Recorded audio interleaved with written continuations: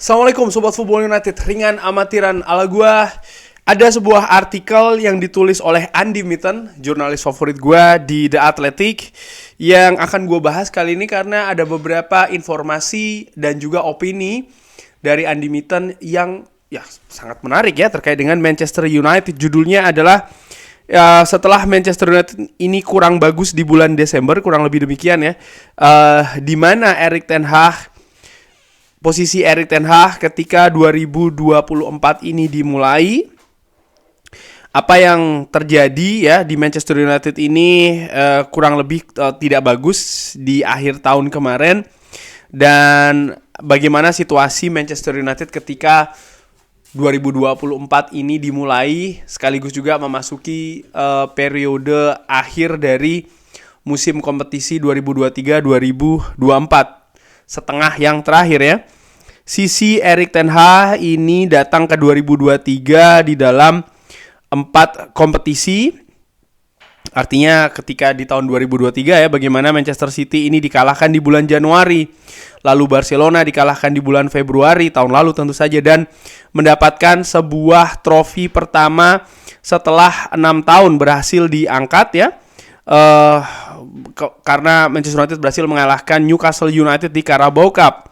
Dan musim tersebut juga diakhiri Manchester United menduduki peringkat ketiga, 2 final di 2 piala ya, di 2 turnamen, dan juga sebuah rekor pertandingan home yang tidak terkalahkan dari bulan September 2022.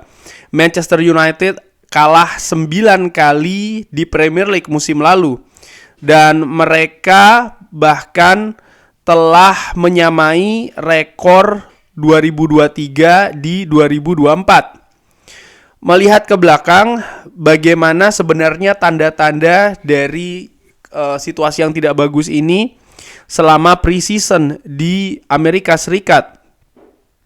Para pemain ini kurang lebih mengeluh ya secara private karena latihan yang terlalu banyak dan terlalu sedikit waktu bebas. Nah, ini menarik bagaimana pemain ini mengeluhkan metode dari Erik ten Hag yang memberikan banyak latihan dan sedikit waktu bebas. Andy Mitten mengatakan ya, saya sebenarnya tidak ingin melihat tanda-tanda ini, dan fakta bahwasannya hal tersebut ya, artinya pemain ini mendapatkan latihan yang lebih banyak dan juga waktu bebas yang lebih sedikit. Ini menurut Andy Mitten adalah sesuatu yang positif. Kenapa? Karena manajer ingin mendorong mereka lebih keras lagi, mempertimbangkan bagaimana Manchester United mempersiapkan musim sebelumnya kurang begitu dengan persiapan yang bagus. Bahkan mereka ini kan kalah di kandang menghadapi Brighton, lalu kalah telak menghadapi Brentford. Dan kalau mereka ini sudah mengeluhkan karena latihan yang terlalu banyak, tentu saja ini sesuatu yang bagus daripada terlalu banyak kegiatan komersial seperti yang terjadi di perjalanan sebelumnya. Ada interview yang dilakukan dengan Lisandro Martinez di Las Vegas. Dia mengatakan kalau tentang prospek dari tim Manchester United, saya memiliki feeling yang bagus. Ini ada energi yang sangat luar biasa di dalam tim, dan juga sebuah ambisi yang besar, sebuah kekuatan dan rasa lapar untuk memenangkan gelar-gelar dan merasakan glory. Secara jujur, saya merasa seperti sebuah tim dan bukan hanya sekumpulan dari pemain-pemain. Saya juga memasukkan dalam hal ini adalah kitman, doktor, pelatih, dan juga stafnya. Mereka semua bekerja 100% dan tentu saja mereka sangat komitmen ya kurang lebih di klub ini. Kita tentu saja beruntung menjadi salah satu dari klub terbaik di dunia. Kita sangat berterima kasih untuk hal tersebut, dan kita akan bekerja dan juga bekerja lebih keras lagi untuk bisa memenangkan semua kompetisi yang kita masuki. Dan Andy Mitten juga memasukkan bagaimana dia ada pertanyaan ya dengan Brian McClare. Ini tentu saja salah satu legenda mantan pemain Manchester United di tahun 90-an. Dia mengatakan kurang lebih di mana nih posisi Manchester United musim ini akan finish. Brian McClare mengatakan antara peringkat kelima dan juga peringkat ketujuh. Itu saja kalau seandainya Manchester United ini tidak banyak pemain yang cedera. Wow, jadi Brian McClare melihat situasi Manchester United di pre-season ya.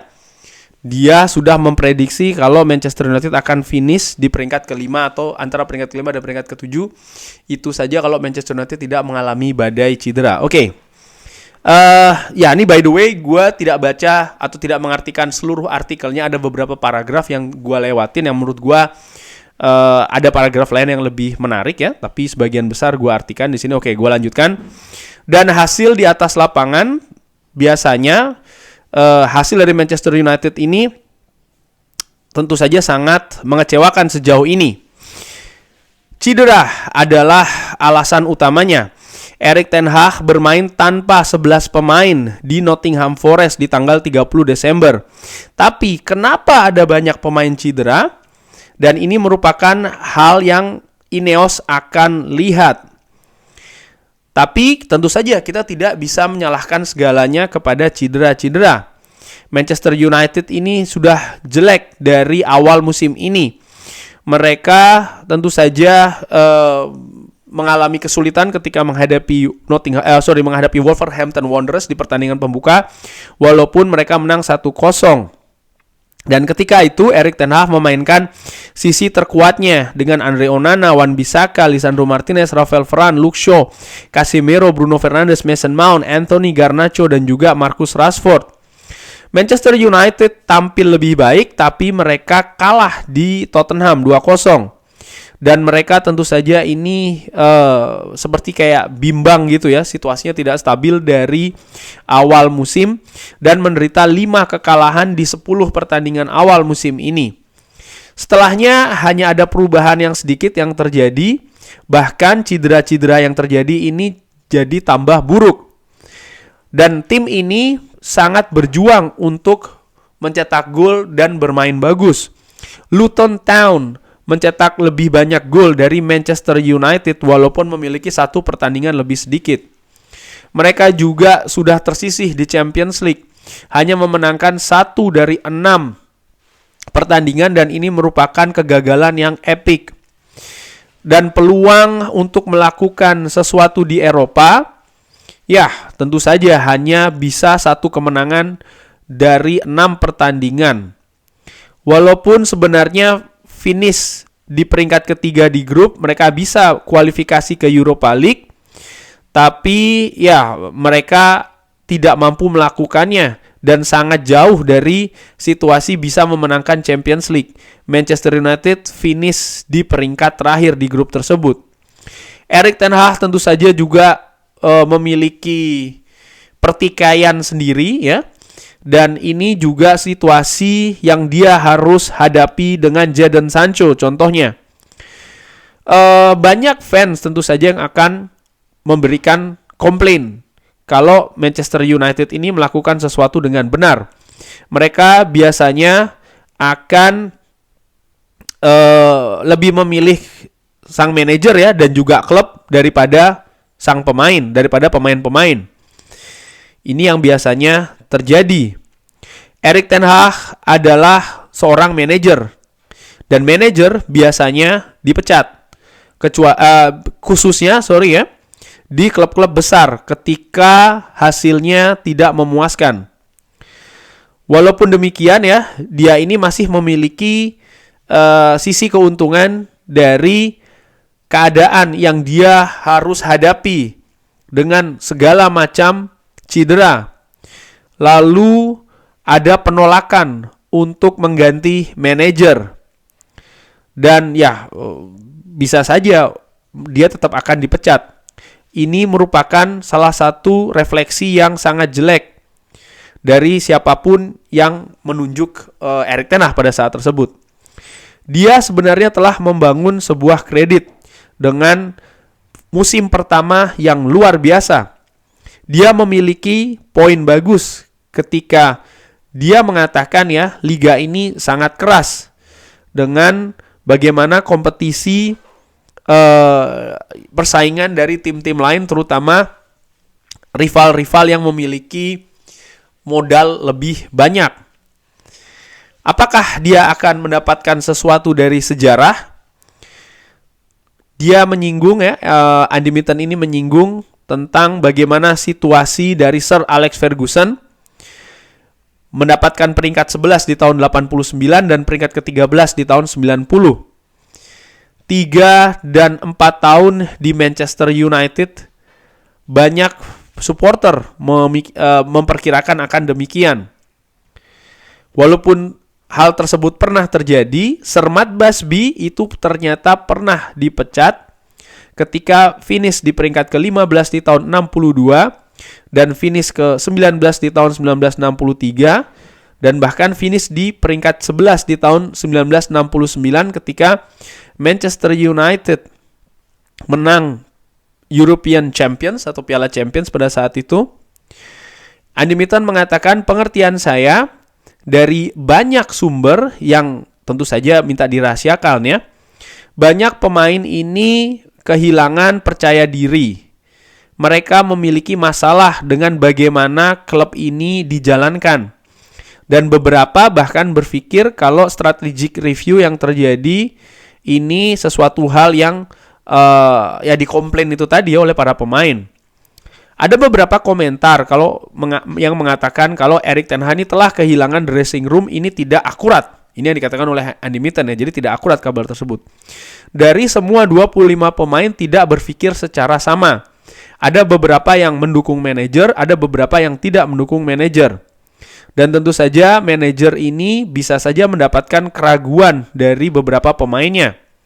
Beberapa tentu saja disebutkan tidak bisa melakukan instruksi di atas lapangan. Para pemain juga memiliki beberapa masalah ya. Tapi banyak juga yang mendapatkan sesuatu yang negatif, katakanlah demikian. Bagaimana dengan situasi rumit dengan para pemain? Ini juga terkait dengan agensi ya. Bagaimana agensi ini juga memiliki peran di sana dan ini sempat mengganggu Ole Gunnar Solskjaer di masa-masanya di Manchester United. Terutama agensi terkait dengan public relation ataupun juga hubungannya dengan public ya dari para pemain ini, karena pemain ini kan juga mereka memiliki tim sendiri, memiliki agen, beberapa juga memiliki PR agency. Strategic review ini juga dilihat sebagai sesuatu yang tidak pasti di staff Manchester United. Dan sekarang tentu saja Ineos sudah masuk ya.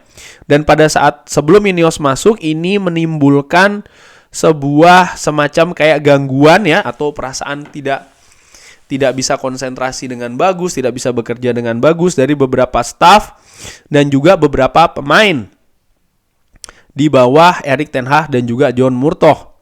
Pada saat itu para staff berpikir kalau mereka juga membutuhkan kepastian dan hal-hal yang baik ya, terutama kaitannya dengan masa depan. Apa yang Manchester United butuhkan? Mereka membutuhkan refreshing. Mereka membutuhkan ide baru, orang-orang baru, dan juga modal yang baru. Erik ten Hag mendatangkan pemain yang nampak menjanjikan 1 tahun yang lalu. Erik ten Hag ada seorang agen yang mengatakan ya kalau Erik ten Hag ini memiliki penilaian salah mengenai kualitas pemain yang bisa bermain di Premier League. Saya merating dia sebagai seorang pelatih. Tapi kalau dia memiliki sporting director yang bekerja dengan dia seperti ketika dia memiliki Mark Overmars di Ajax, dia tidak harus khawatir tentang rekrutmen. Anda memiliki Pep dan juga Siki Bergestein di Manchester City. Di Manchester United Anda memiliki Erik ten Hag dan wah ini sesuatu yang bagus ya, analisa dari seorang agen yang mengatakan Erik ten Hag ini ya dia ini sebenarnya pure pelatih, bukan manajer. Jadi dia lebih yang mengurusi taktik, strategi, perkembangan pemain secara individu dan lain-lain daripada hal-hal administratif yang lebih besar, terutama kaitannya dengan rekrutmen. Dan sampai dengan saat ini Erik ten Hag tidak bisa fokus 100% terkait dengan pembentukan strategi, gaya bermain dan lain-lain. Dan sang agen ini memberikan contoh yang sering juga gue berikan contoh, Siki Bergestein dan juga Pep Guardiola, bagaimana Pep bisa lebih konsentrasi urusan permainan di atas lapangan, sementara Siki Bergestein lebih ke administratif di luar lapangan terkait dengan hubungannya dengan agen, PR, dengan rekrutmen dan lain-lain. Di Manchester United, Erik ten Hag tidak memiliki sosok tersebut, yang ketika di Ajax dia memiliki Mark Overmars, dan duo ini yang membuat Ajax sangat dominan di Eredivisie, bahkan mengejutkan dalam periode yang lumayan lama di Eropa. Terakhir, di paragraf terakhir ya, Andy Mitten mengatakan kalau di tahun 1989-90 ada situasi di mana Manchester United ini dalam periode yang buruk, dan di babak ketiga FA Cup ketika bertanding menghadapi Nottingham Forest, ini merupakan pertandingan yang menyelamatkan Sir Alex Ferguson, dan setelahnya mereka memenangkan trofi pertamanya di 5 tahun. FA Cup ini terasa lebih penting di tahun 1990. Dan ya, Manchester United ini sudah keluar di beberapa kompetisi yang diikutin ya. Dan saat ini hanya FA Cup saja yang tertinggal, yang memiliki peluang untuk dimenangkan, karena Premier League dianalisa tentu saja sulit, bahkan tidak mungkin untuk dimenangkan. Dan pertandingan selanjutnya adalah menghadapi Wigan, yang akan diikuti oleh banyak supporter away bagi Manchester United. Situasi saat ini atau mood saya saat ini dalam situasi yang rendah.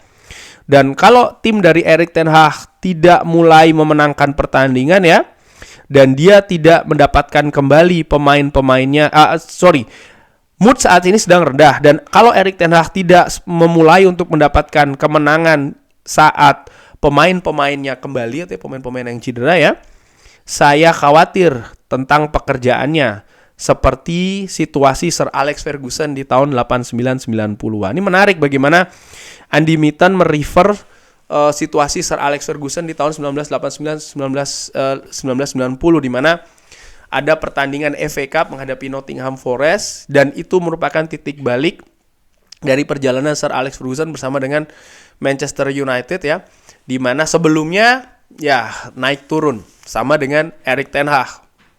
Di musim pertama sangat luar biasa, tapi di musim kedua jeblok. Ada beberapa analisa menarik bagaimana Andy Mitten sudah melihat gejala ini dari pre-season, bagaimana para pemain mengeluhkan situasi latihan, dan menurut Andy Mitten ini sebenarnya sesuatu yang bagus sebenarnya.